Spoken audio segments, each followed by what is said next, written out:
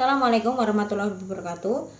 Kali ini saya akan membahas terkait pengetahuan kuantitatif dengan materi bangun datar dan geometri. Langsung saja untuk soal yang nomor 1 ya. Segitiga PRS dan segitiga PHT itu adalah sebangun. Yang ditanyakan adalah luas segitiga dari PRS adalah berapa? PRS itu adalah ini ya, segitiga yang ini ya. Oke, karena sebangun kita jejer aja nih ya segitiganya ini. Ini P, R, kemudian ini S. Kemudian ini yang sebangun ya. Jadi ini adalah H, ini P sama sini T. Oke, dari sini kita tahu ya untuk PR itu kan dari 0 ke 4 ya. Jadi dari 0 ke 4 itu jaraknya adalah 4. Nah, RS-nya kita nggak tahu nih berapa. Kemudian untuk P-nya ini, Hi sama P ini kan dari jaraknya sini ke sini kan.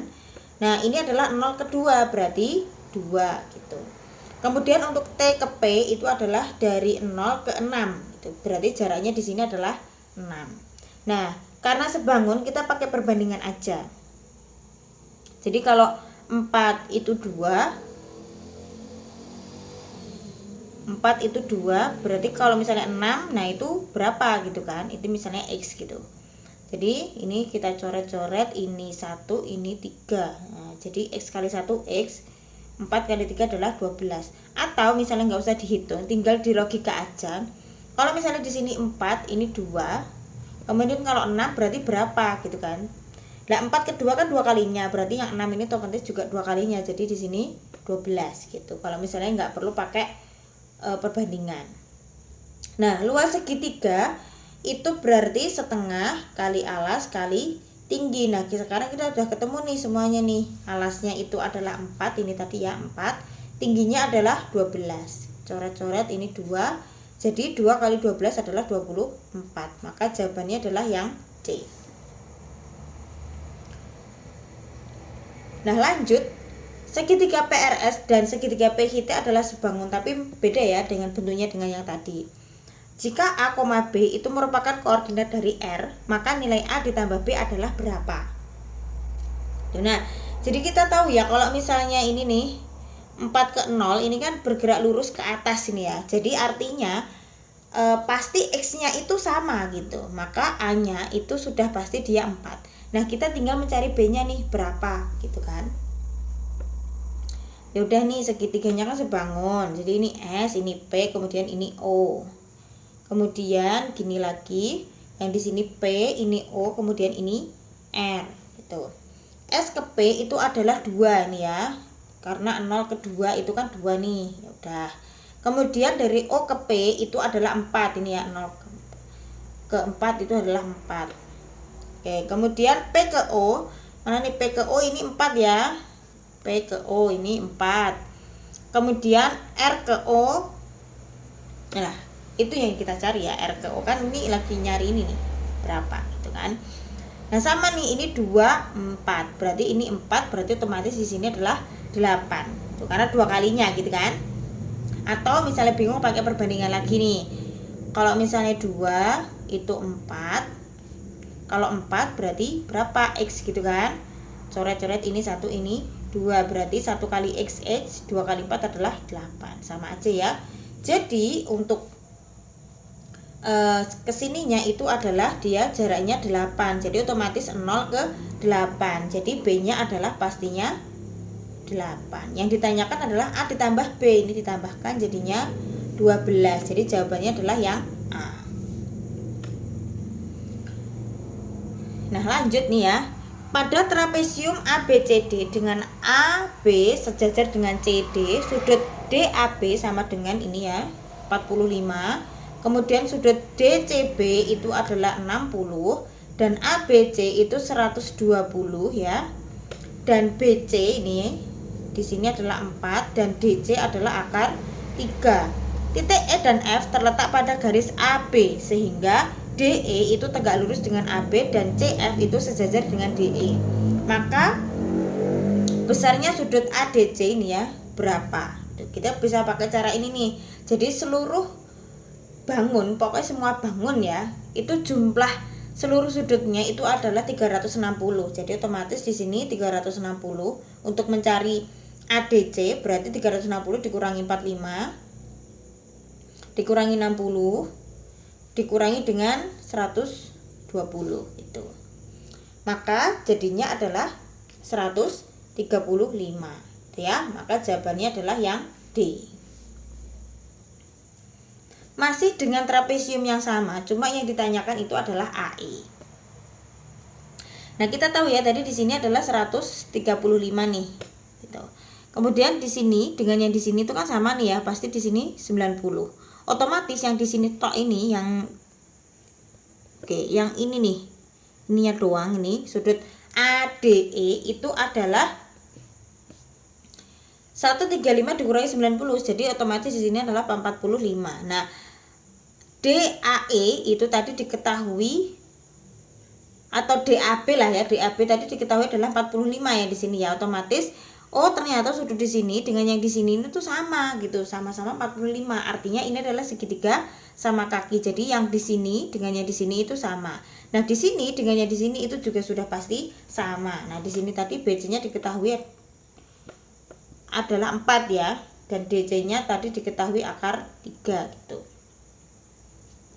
Nah, jadi artinya untuk mencari AE itu bisa pakai DB sama dengan DE maksudnya, bisa sama dengan CF gitu.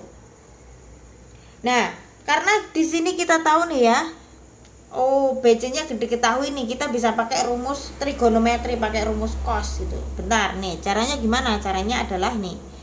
Di sini tadi kan harusnya dia 90 derajat. Nah, tapi yang di sini tok tadi kan diketahuinya adalah 60 ya. Oke, 60 berarti sisanya yang di sini itu adalah 30 gitu.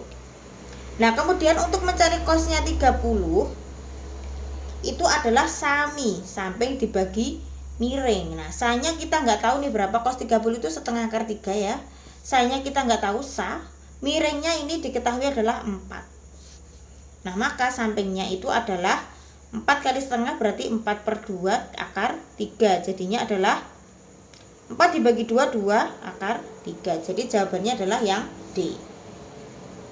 Oke, lanjut. Segitiga ABC dan segitiga FED itu adalah sebangun. Nah, jika A, B merupakan koordinat dari D, maka nilai 2A ditambah B adalah berapa? Ya, jadi kita tahu ya ini di sini otomatis untuk A, B kan, jadi dia kan bergerak lurus ke atas. Otomatis X-nya itu tetap. Jadi X-nya adalah tetap 2. Nah, komanya koma berapa di B-nya ya? Jadi kita cari tahu tuh.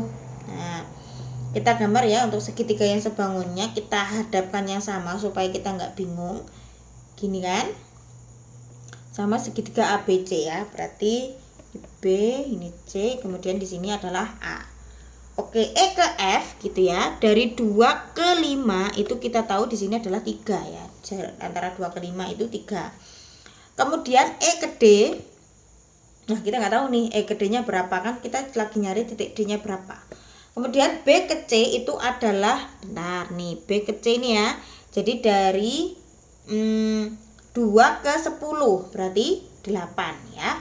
Kemudian B ke A. Nah, ini B ke A ini ya. Jadi dari 2 ke 8 itu adalah 6. Nah, berarti kita pakai perbandingan lagi nih. Kalau misalnya 6 itu 3, kalau 8 berarti berapa gitu kan. Nah, tinggal ini 6.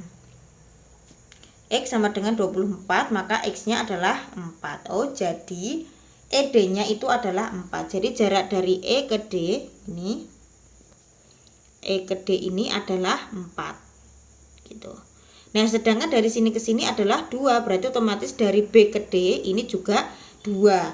Nah, 8 turun 2 itu maka menjadi 6. Maka A-nya adalah 2, B-nya adalah 6. Jadi tinggal kita masukkan gitu.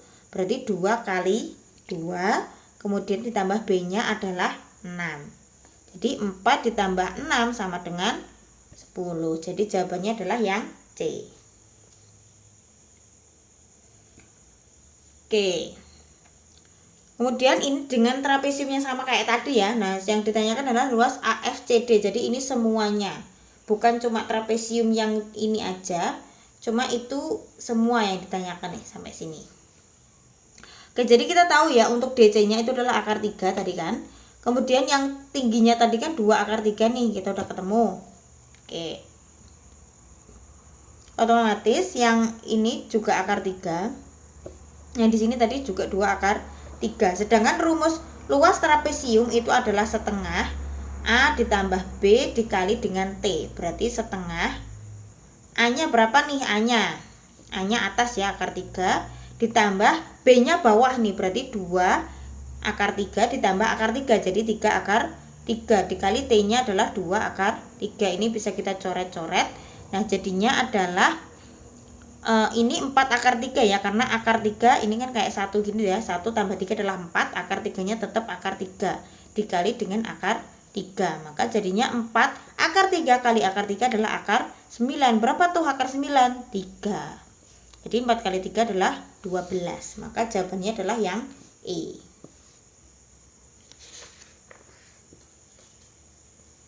Sekarang ini nih, pada prisma ADE BCF dengan DA ini adalah 6, jarak E ke AD adalah 3. Gini ya, 3. Gitu. Putuskan apakah pernyataan 1 dan 2 berikut itu cukup untuk menjawab pertanyaan tersebut dengan volume prismanya adalah 180. Oke, volume prisma itu adalah luas alas dikali tinggi. Alasnya bentuk apa sih? Bentuknya segitiga. Jadi alasnya adalah setengah kali luas alasnya kali tinggi dikali dengan tingginya si prisma itu ya. Berarti volumenya 180 kita masukkan, setengah kali alasnya 6, tingginya 3, TP-nya kita nggak tahu, coret-coret ini 3. Maka 180 sama dengan 3 kali 3 9 T, maka T-nya bisa ketemu, jadi 20. Oke, untuk pernyataan 1 saja cukup. Nah, yang nomor 2 itu adalah AF-nya itu 5. Nah, di sini kan AF itu nggak ngaruh ya buat mencari tingginya prisma, kita nggak tahu. Maka jawabannya adalah pernyataan satu saja cukup dan pernyataan 2 itu nggak cukup. Berarti ini ya, tetapi pernyataan 2 saja tidak cukup. Jadi jawabannya adalah yang A. Nah, kemudian kita lanjutkan nih ya. Pulau A, B, dan C digambarkan dalam peta di atas. Titik-titik pada pulau menggambarkan posisi kota A, kota B, dan kota C yang diberi nama sesuai dengan nama pulaunya. Persegi pada peta itu berukuran 1 cm x 1 cm. Berdasar berapakah dari pernyataan berikut yang bernilai benar berdasarkan informasi di atas? Nomor 1, jarak terjauh antara dua tempat di Pulau A sekitar 50 km. Oke, kalau skalanya sekian ini ya.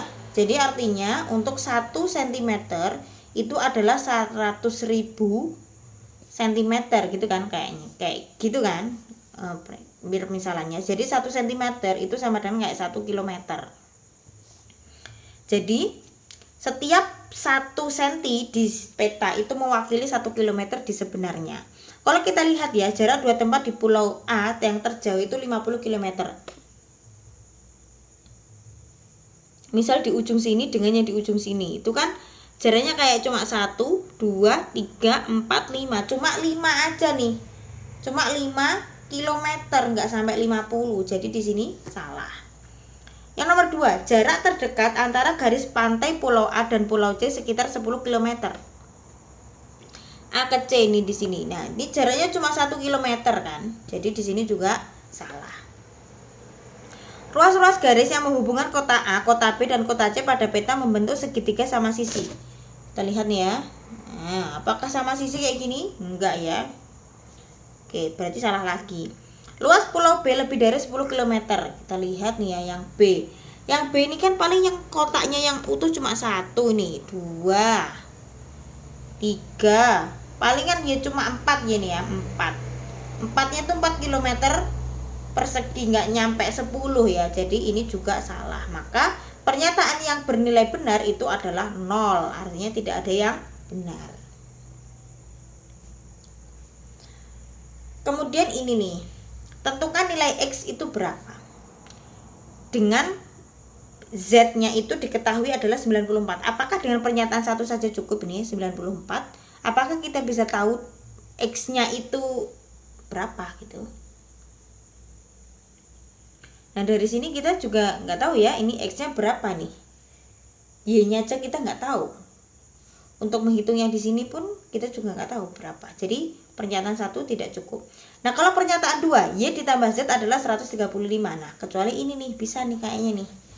Jadi ini kan membentuk segitiga ya. Kalau misalnya segitiga itu jumlahnya itu semuanya adalah 180 semua sudutnya. Nah sedangkan Y tambah Z itu katanya 135. Maka untuk yang mencari yang di sini itu adalah dikurangi 180 kurangi 135, jadinya adalah 45. Oke, di sini ketemu 45. Nah, kalau di sini ketemu 45 otomatis ini kan juga membentuk segitiga nih. Nah, gitu kan?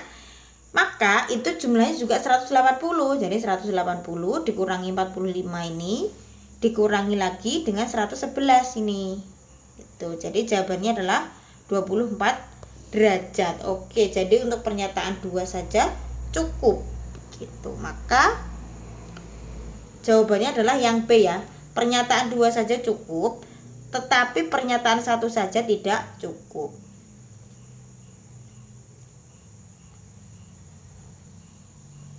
Oke, kemudian kita lanjutkan ini ya. Segitiga sama sisi ABC dengan AB adalah 4 cm. AB-nya 4 cm ya. Titik dan PA, BQ dan RC berpotongan di titik O ini. Berapakah panjang dari BP? Putuskan apakah pernyataan 1 dan 2 berikut cukup untuk menjawab pertanyaan berikut. BQ dan CR adalah garis tinggi. BQ dan CR adalah garis tinggi. Kalau garis tinggi otomatis kayak membagi segitiganya menjadi 2 sama besar kan. Dan dia katanya itu segitiga sama sisi. Berarti sini juga 4, ini 4. Jadi BP-nya kita bisa tahu setengahnya dari 4. Berapa? 2. Nah, jadi dari pernyataan 1 saja cukup. Yang nomor 2, BQ adalah garis bagi. Ini ya adalah garis bagi katanya. Kalau garis bagi juga membagi menjadi 2. Berarti untuk mencari BP sama nih, setengah dikali 4 sama dengan 2. Sama. Jadi pernyataan 1 saja cukup dan pernyataan 2 saja juga cukup. Maka jawabannya adalah yang D.